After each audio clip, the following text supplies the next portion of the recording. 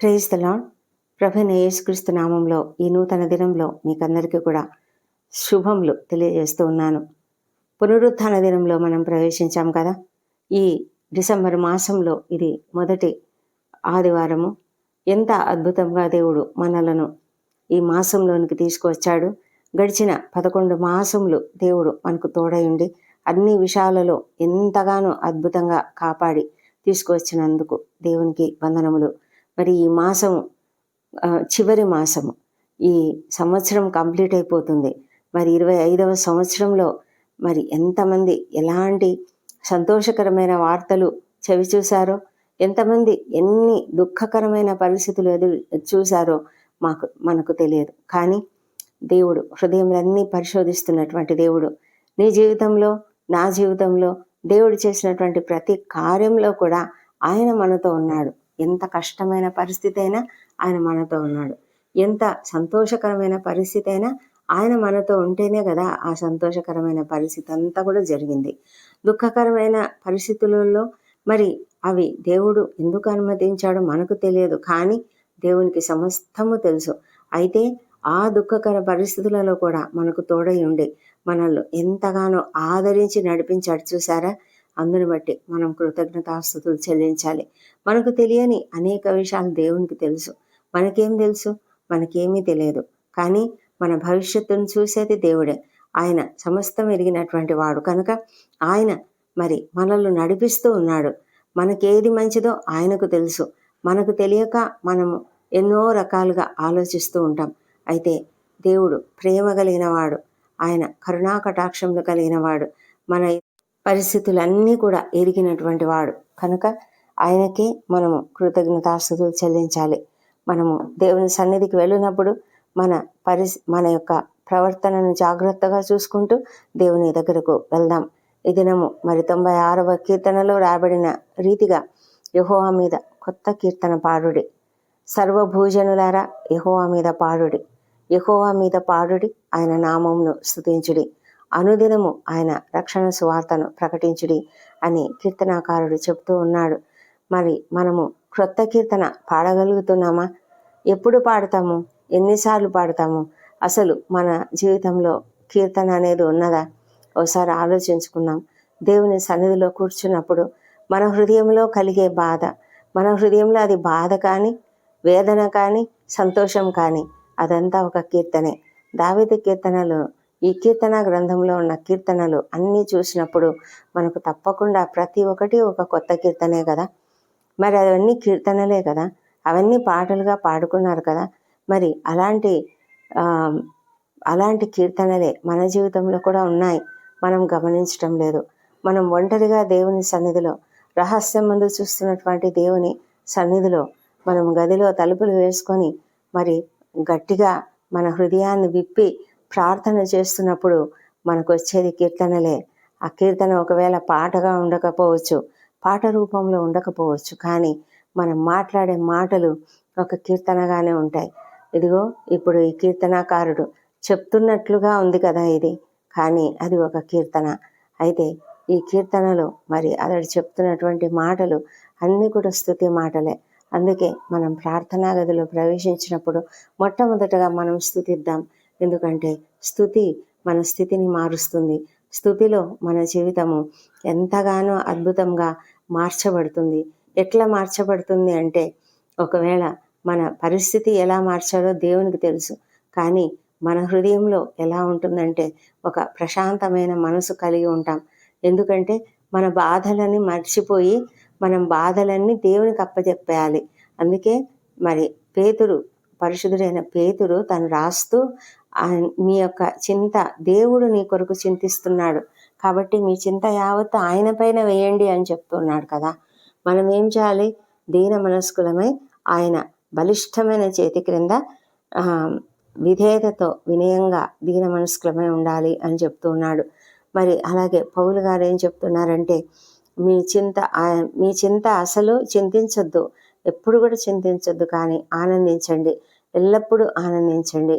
మీ ఆనందంతో మీరు ఆనందిస్తూ దేవుని సన్నిధిలో మీ ప్రార్థనలు, యాచనలు అన్నీ కూడా కృతజ్ఞతాపూర్వకంగా ఆయనకు చెల్లించమని చెప్తూ ఉన్నాడు. కనుక మనము చింతపడొద్దు. మన చింత యావత్ ఆయన పైన వేసి మనం దేవుని సన్నిధిలో మరి మోకరించినప్పుడు, కూర్చుంటావో మోకరిస్తావో ఏదైనా సరే అక్కడ దేవుని సన్నిధిని నీ హృదయమును కుమ్మరించుకున్నప్పుడు నీవు పొందే నెమ్మది ఎంతో అద్భుతంగా ఉంటుంది. హన్న అలాగే తన చింత యావత్తు తీసుకువెళ్ళి దేవునికి కుమ్మరించేసింది, దేవుని సన్నిధిలో పెట్టేసింది. ఆ తర్వాత ఆమె నెమ్మది కలిగి ఆ తర్వాత దుఃఖముఖురాలుగా ఉండకుండా మానివేసి సంతోషంగా ఉండడం మొదలుపెట్టింది. ఆ తర్వాత ఆమె నిజంగా దేవుని కొరకు ఒక కుమారుణ్ణి కని ఇవ్వగలిగింది. మరి నువ్వేం చేస్తున్నావు దేవునికి? మనము దేవునికి ఏం చేస్తున్నాం?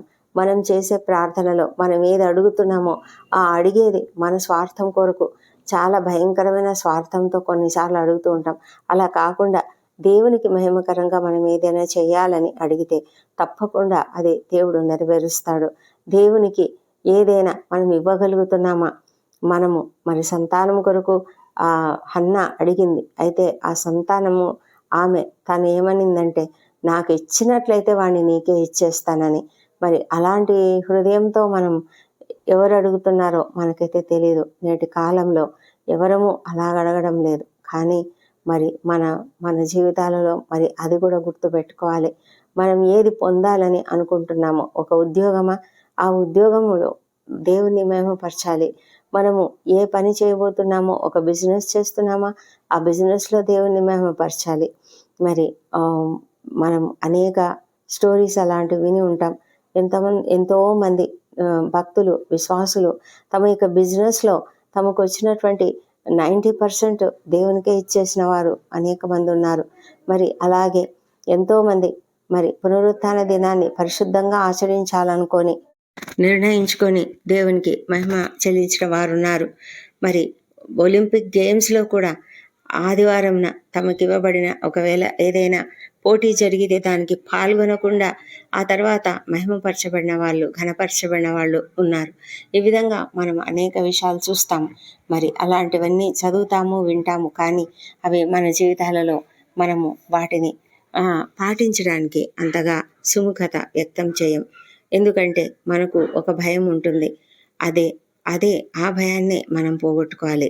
అయ్యో, నేను అలా చేస్తే ఎలాగా, నా జీవితం ఏమైపోతుందో అనే భయము మనలో ఉంటుంది. అది ఎప్పుడైతే మనం పక్కన పెట్టి దేవునికి పరిపూర్ణంగా మనం ఆయనకు సమర్పించుకోవాలి. ఆయన మరి పౌలు గారు ఏమంటున్నారంటే, సజీవ యాగముగా నీవు సమర్పించుకో అని చెప్తున్నాడు కదా. పరిశుద్ధమును దేవునికి అనుకూలమునైన సజీవ యాగముగా మీ శరీరములను ఆయనకు సమర్పించుకొనుడని దేవుని వాత్సల్యమును బట్టి మిమ్మల్ని బ్రతిమాలుకొనుచున్నాను. ఇట్టి సేవ మీకు యుక్తమైనది అని చెప్తూ మరి పౌలు గారు చెప్తున్న మాట ఏంటంటే, మీరు ఈ లోక మర్యాదను అనుసరించొద్దు, కానీ ఉత్తమమును అనుకూలమును సంపూర్ణమునై ఉన్న దేవుని చిత్తము ఏదో పరీక్షించి తెలుసుకోవాలి. అలా తెలుసుకునేలాగా మన మనస్సు మారి నూతనమవడం వలన రూపాంతరం చెందుడి అని పౌలు గారు చెప్తున్నట్లుగా మరి మనము ఆ విధమైనటువంటి సజీవ యాగముగా మన శరీరములను సమర్పించుకొని మన ఆశలు, కోరికలు, ఆశయాలన్నీ కూడా దేవునికి సమర్పించుకుంటే దేవుడు తప్పకుండా మనల్ని మహిమకరంగా మనల్ని వాడుకుంటాడు. ఆ విధంగా చేయడానికి దేవుడు మనకు కృప చూపించాలని ప్రార్థిద్దాం. ఎందుకంటే దేవుని బుద్ధి జ్ఞానముల బాహుళ్యం ఎంతో గంభీరము, ఆయన తీర్పులు శోధింపనెంతో అశక్యములు, ఆయన మార్గములు ఎంతో అగమ్యములు అని పౌలు గారు దేవుని స్తుతిస్తూ మరి ఈ మాటలు మాట్లాడుతూ రాస్తూ ఉన్నటువంటి వారు. మరి మనం కూడా దేవుని సన్నిధిలో మరి ఆరాధించడానికి వెళ్తుంటుండగా దేవుని కృప మనపైన అత్యధికంగా నిల్చునుగాక. మరి మనము ఈ దినము ప్రార్థించినప్పుడు మన యొక్క హృదయాలను ఆయనకు కంప్లీట్గా సరెండర్ చేసుకోవడం మనకు ఎంతో మేలు. దేవుని సన్నిధిలో మనం ఆ విధంగా ప్రార్థనలు చేద్దాం. దేవుడి కృపావార్తను దీవించునుగాక. పరిశుద్ధుడు, పరిశుద్ధుడు, పరిశుద్ధుడు అని సర్వదా పరిశుద్ధ దేవదూతల చేతను, పరలోకపు సర్వ సమూహం చేతను, మా వంటి పాపుల చేతను కొనియాడబడుచున్నటువంటి మా ప్రియ పరలోకపు తండ్రి, నీకు వేలాది స్తుతులు, స్తోత్రములు.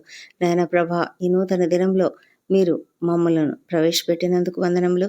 ఈ పునరుత్థాన దినంలో మేము కుటుంబంగా సంతోషంగా నీ సన్నిధిలో స్తుతించడానికి, ఆరాధించడానికి మాకు కృపనిమ్మని ప్రార్థిస్తున్నాం ప్రభా. అంతకు ముందుగా మేము ఇక్కడ చేరి నిన్ను ఆరాధిస్తున్నాము తండ్రి ప్రభా. మా యొక్క ప్రార్థనలన్నీ అంగీకరించండి. ఈ ప్రార్థనలో ఏకీభవిస్తున్న ప్రతి ఒక్కరిని కూడా దీవించండి. మా అపరాధములను క్షమించండి. ఇతరులు మాడలో చేసిన అపరాధములను మేము కూడా క్షమిస్తున్నాం మా తండ్రి.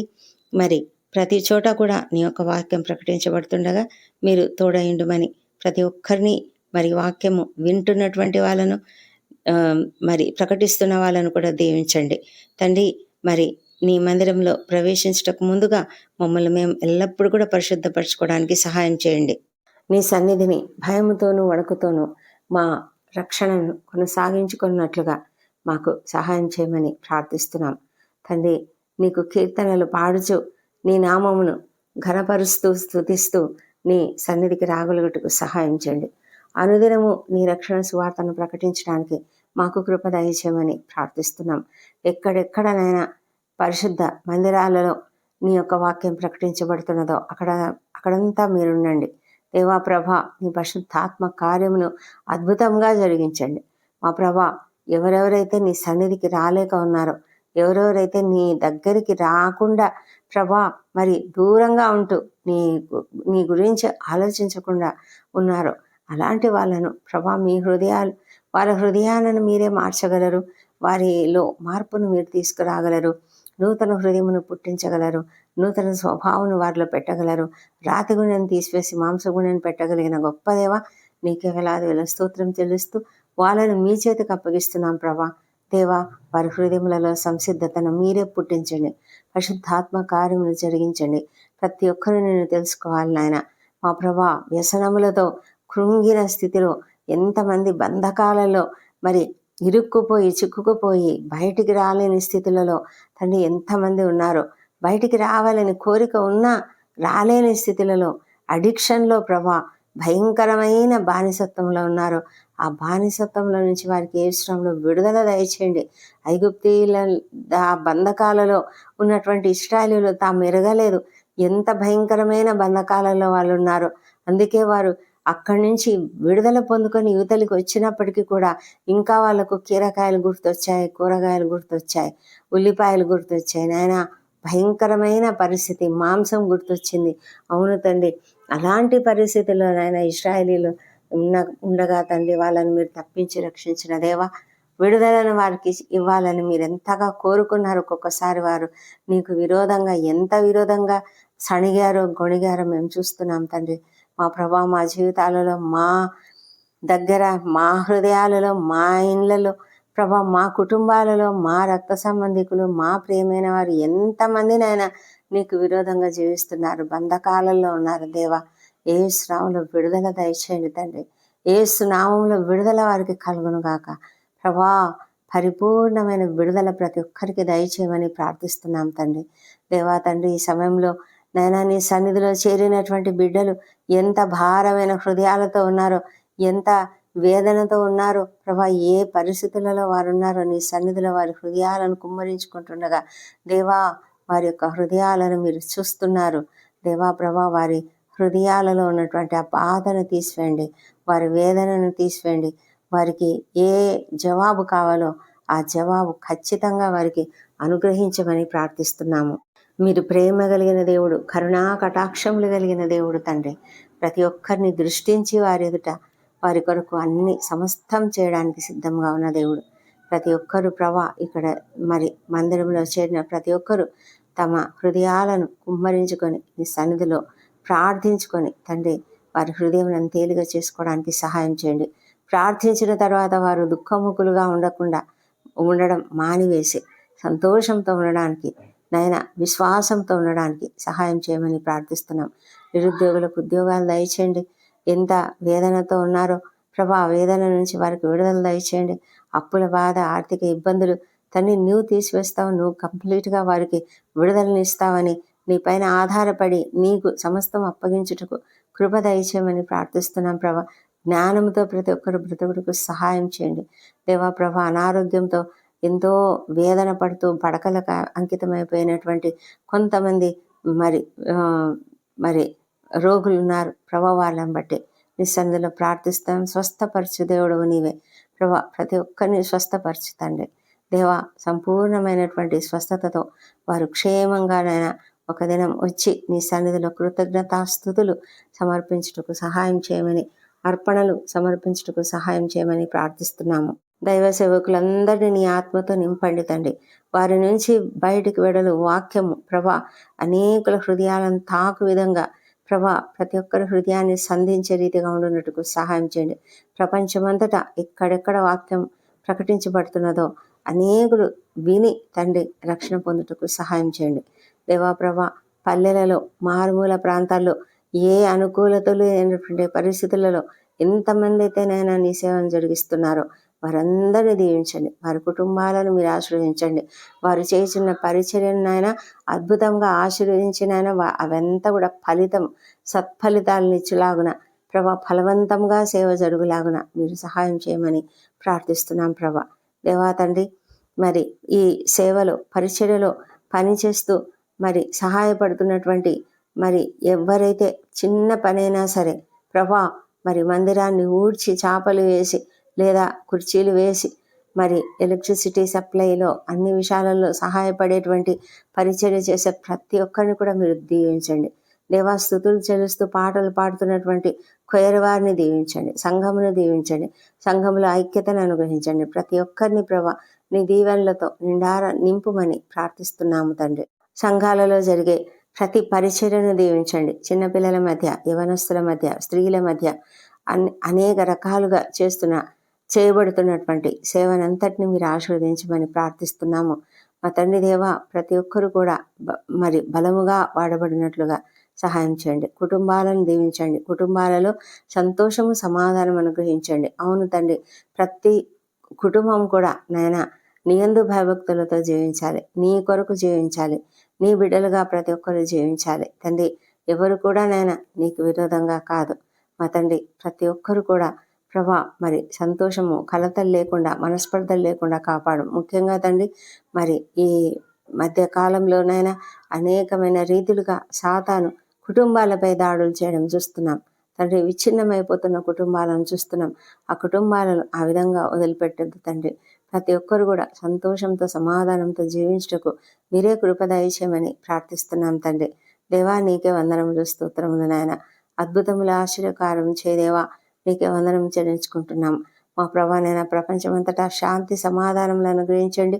ఎక్కడనైనా మరి యుద్ధ వాతావరణం ఉన్నదో అదంతా తొలగించండి ప్రభా. ప్రతి దేశంలో కూడా శాంతి సమాధానం అనుగ్రహించండి. మరి ఎన్నో భయంకరమైన సంక్లిష్ట పరిస్థితులు ప్రతి దేశం ఎదుర్కొంటున్నది, సంక్షోభాలు ఎదుర్కొంటున్నది నాయన. ఆర్థిక మాంద్యం కూడా ఉన్నది మా ప్రభా. అనేక పరిస్థితులు అల్లకల్లోలంగా ప్రపంచమంతటా ఉన్నది మా ప్రభా. మీరే కనికరించమని ప్రార్థిస్తున్నాం. ఇశ్రాయేల్ దేశంను దీవించండి. యెరూషలేమును దీవించండి. వారి నగరులలో క్షేమం, వారి ప్రాకారములలో నెమ్మదిని దయచేయమని ప్రార్థిస్తున్నాం దేవ. నీకే వందనములు స్తోత్రం చెల్లించుకుంటున్నాం మా తండ్రి. దేవ కృపతో కనికరంతో ప్రతి పరిస్థితిని బాగు చేయమని వేడుకుంటున్నాం మా తండ్రి. మా దేశంను దీవించండి. మా దేశంలో ఉన్నటువంటి ప్రతి పరిస్థితిని బాగు చేయండి నాన్న. మా తండ్రి ప్రతి ఒక్కరు నేను తెలుసుకునేలాగా సహాయం చేయండి. మా దేశంపై నీ పరిశుద్ధాత్మను కుమ్మరించమని ప్రార్థిస్తున్నాం దేవా. మా ప్రార్థనలను ఈ దినం తండ్రి ఎవరెవరైతే బర్త్డేలు వివాహ దినం జరుపుకుంటున్నారో వారిని అందరినీ దీవించండి ప్రభానైనా. మరి వారి పట్ల గతంలో చేసిన మీ యొక్క మేలులన్నిటిని బట్టి నీకు వేలాది స్తోత్రంలో ఈ నూతన సంవత్సరంలో వారు ప్రవేశించి ఉంటుండగానైనా వారి యొక్క జీవితాలలో మీరు చేయబోతున్నటువంటి అధికమైన మేలులను బట్టి నీకు వందనములు. అవును, మునుపటి కంటే అధికమైన మేలులు వారికి అనుగ్రహించండి ప్రభా. చక్కటి వాగ్దానములను ఇచ్చి వారిని ఆశీర్వదించండి ప్రభా. నీ యొక్క దీవెనలతో వారిని నింపండి. నీ ముఖ కాంతిని వారిపైన ప్రకాశింపజేయండి. నీ సన్నిధి కాంతి వారిపైన ఉదయింపజేయమని ప్రార్థిస్తున్నాం తండ్రి. నీకే వందనం చెల్లించుకుంటూ ఈ ప్రార్థనలు మీరు అంగీకరించి జవాబులు ఇచ్చినందుకు నీకు వందనములు. ఈ ప్రార్థనలన్నీ మా ప్రభువును మా ప్రియ రక్షకుడు నాయన యేసుక్రీస్తు నామంలో అడిగి పొంది ఉన్నామని నమ్ముతూ నీకు స్తోత్రం చెల్లిస్తున్నాం తండ్రి. Amen, amen.